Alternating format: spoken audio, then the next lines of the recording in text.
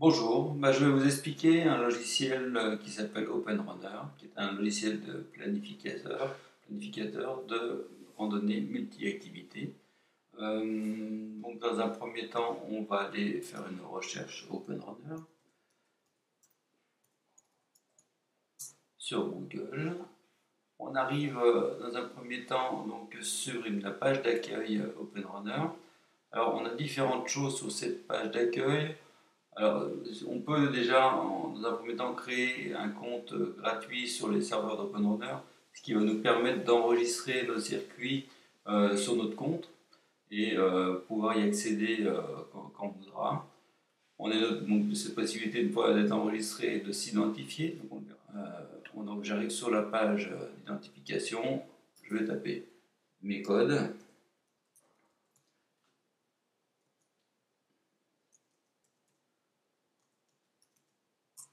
Voilà, une fois que je suis arrivé, je me suis identifié, je vais fermer cette page et donc là je vais arriver je reviens sur la page d'accueil, je vois mon nom d'enregistré sur la partie haute, donc je suis bien sur ma page d'accueil.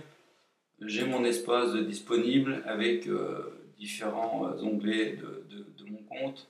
Entre autres, j'ai mes parcours d'enregistré, mes parcours favoris, mes messages, mes préférences, voilà, entre autres. Alors, dans mes préférences, tout de suite, je vais déjà vous expliquer que moi, je fais un petit réglage sur cette page-là. Je décoche cette case-là pour éviter qu'avec la molette de souris, on puisse zoomer sur la carte. Moi, je trouve un réglage un petit peu difficile à utiliser, donc je préfère l'enlever. Donc là, je vais vous expliquer comment on va créer un parcours. Donc pour faire cela, on va venir sur planifier un parcours.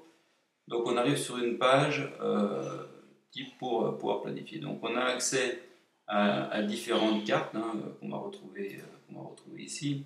Donc ces cartes-là, on a une carte satellite, si on veut avoir la partie visuelle d'un circuit.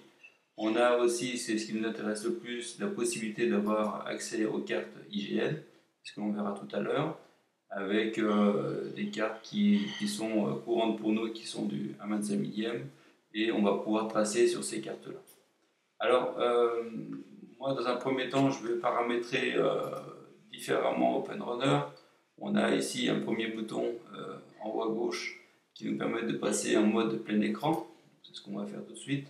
Vous enlevez la partie texte et on va retrouver des indications d'outils qui vont se retrouver ici, que l'on peut enlever ou remettre, on en a forcément besoin. Sur cette partie gauche, on va retrouver différents réglages que l'on va faire au fur et à mesure que l'on va tracer notre circuit. La partie, cet onglet-là sert à enregistrer le circuit une fois que l'on aura fini. Et là, cette partie-là sert à avoir notre circuit qui va se dérouler au fur et à mesure qu'on va cliquer. Donc les kilomètres vont s'indiquer et je vous propose de venir cliquer sur cette partie kilomètres pour pouvoir régler notre tracé. Alors ici on va pouvoir régler l'épaisseur du trait. Donc moi j'aime bien le régler aux alentours de 6 pour avoir un trait quand même assez épais. On a la possibilité de régler l'opacité de notre circuit.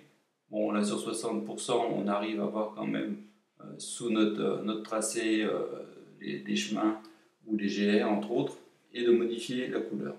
Donc le rouge pour l'instant me convient bien, on va rester comme ça. Alors dans un premier temps, pour démarrer notre circuit, il faut que l'on définisse où on va aller. Donc là, on va pouvoir taper sur la recherche. Par exemple, on va prendre Annecy. Et donc, automatiquement, OpenRunner va nous positionner sur Annecy. Alors moi, je vais faire un tracé autour de la tournette qui doit se trouver un petit peu là en bas. Alors, quand on se sert d'un centrage, comme on vient de marquer, le début du circuit se fait automatiquement au centre d'Annecy. Donc, entre autres d'Annecy sur ce cas-là. Alors là, on va déplacer la carte uniquement en cliquant sur la carte et en positionnant ici sur la partie de la tournette. On va agrandir notre carte pour arriver au 25 millième. Voilà, on est arrivé à ce cas-là. On va regarder si on retrouve mon main. Et je vais vous faire un petit tracé rapide pour que vous puissiez voir ce que peut donner un tracé avec OpenRunner. Alors, comme vous avez vu que le départ était au centre d'Annecy, si je clique ici, forcément, on a déjà 14 km depuis Annecy. Donc, c'est pas ce que l'on recherche. Alors, dans un premier temps, il faut effacer tout le parcours. Donc là, on va l'effacer par ici. Hein, c'est si on voit donc supprimer tous les points du parcours. Là, il me demande si je suis d'accord, je vais l'enlever. Et on va démarrer via ce bouton-là. Donc, on clique sur le bouton, voilà, il a changé de couleur. Et on va venir placer le départ, par exemple, au centre de mon main. Voilà. Ça n'a pas fonctionné, on va le refaire.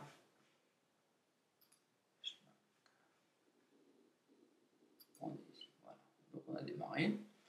On va réduire un tout petit peu la taille de l'écran et on va commencer à tracer uniquement en cliquant sur le circuit.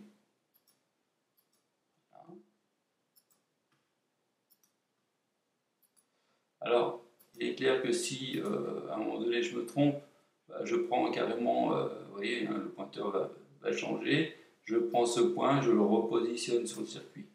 Donc c'est quand même très pratique. On va pouvoir faire tout ce parcours. Je veux déplacer ma carte, je le déplace facilement. Alors ici on voit un petit 2 qui apparaît parce que j'ai réglé mon curseur sur 2 km. Dès qu'on arrive à 2 km, on a un visuel comme quoi on a déjà parcouru 2 km. Donc là, on va contourner la roche et on va, ça c'est vite quand même, pour que je les suivre au plus près.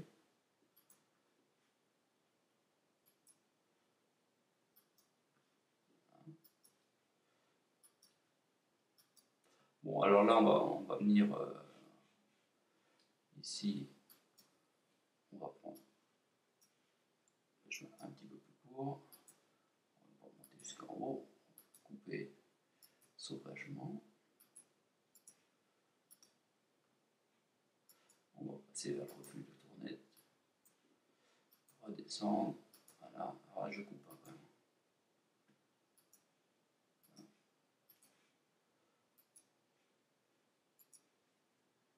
On va venir ici, on a déjà fait 10 km. Alors, quand on arrive sur assez près, on va donner le départ, on peut relier automatiquement mon dernier point au point de départ. Donc on va le faire ici par ici, cet onglet-là, ce bouton-là, et ça va nous venir boucler notre circuit. Donc là, le circuit est terminé, on a fait 12 km. Donc à partir de cet instant-là, j'ai possibilité de l'enregistrer. Il suffit uniquement de cliquer sur ce bouton-là, enregistrer. Et donc là, on va me demander différentes choses. Donc la localité de départ, c'est mon main, retour mon main.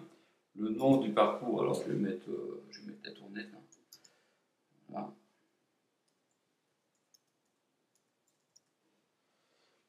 Alors ici, l'activité. Donc là, on va pouvoir mettre randonnée pédestre. Difficulté, bon allez, on va dire haute. Type de sol, bon là, on va mettre sentier, ça n'a pas trop d'importance. Alors après, parcours officiel, parcours emprunté. Donc ça, c'est intéressant quand même de signaler si vous avez déjà réalisé le circuit ou si vous l'avez uniquement tracé sur ordinateur. Donc on peut mettre emprunté oui ou non. Parcours balisé, pareil. Et le parcours privé, donc ici, soit vous cliquez oui sur un parcours privé et c'est visible uniquement par vous, soit vous cliquez sur non et ce parcours-là est disponible à toutes les personnes qui vont venir faire une recherche sur la tournette entre autres et voir votre circuit. Donc là, on peut mettre une petite description, on va mettre départ depuis l'église. Voilà, on peut mettre d'autres indications et on peut mettre une étiquette, hein, on va mettre jaune par exemple, et on enregistre. Voilà, donc je peux soutenir un peu le runner. On va fermer. Une fois que j'ai fait cet enregistrement, je reviens donc sur mon tracé. Ce tracé-là, il était enregistré, donc on a eu un identifiant. Donc l'identifiant, on va le retrouver ici, l'identifiant du parcours, c'est le même que sur mon circuit, c'est comme ça que je vais le reconnaître par après. Donc là, on va le resituer, on le voit ici, pas de problème.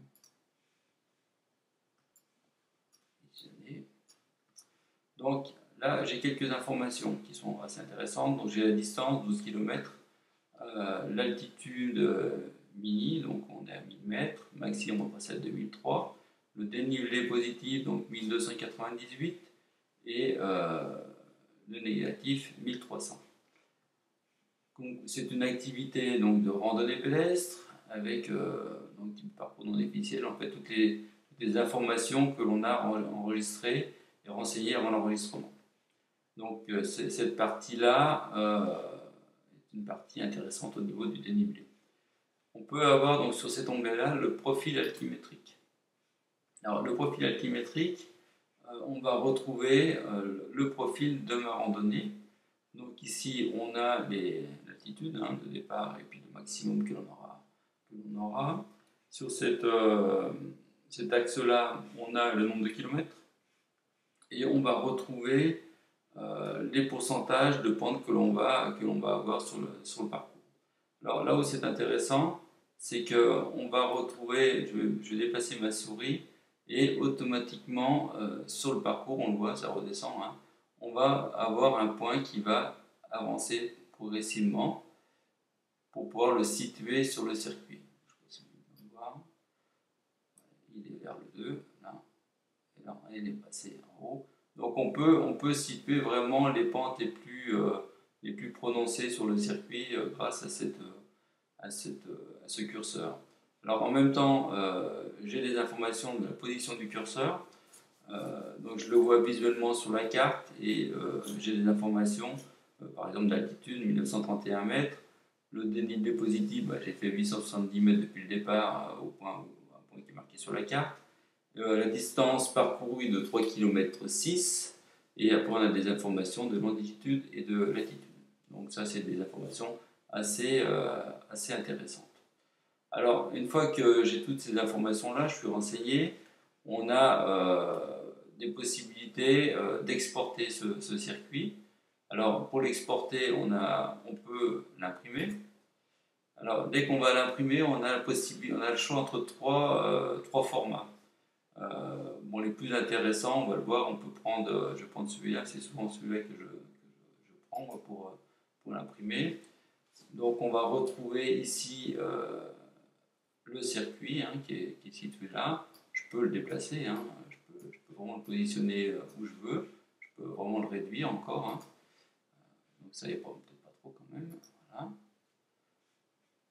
Donc c'est des informations qui sont quand même... on a une carte IGN imprimable, donc c'est quand même plutôt très intéressant. Avec, j'ai mes informations ou des notes que je peux préciser ici, que je peux écrire ici en direct. Voilà, je vais mettre essai, on peut mettre différentes informations pour notre randonnée. On va retrouver le parcours, le profil de notre randonnée, avec ici donc la longueur du parcours. Donc cette partie-là sera imprimable sur un format 4 ou A3 suivant le format que l'on aura, et on pourra réaliser notre parcours avec à la main ce circuit imprimé qui est quand même très très intéressant puisque on est sur carte IGN.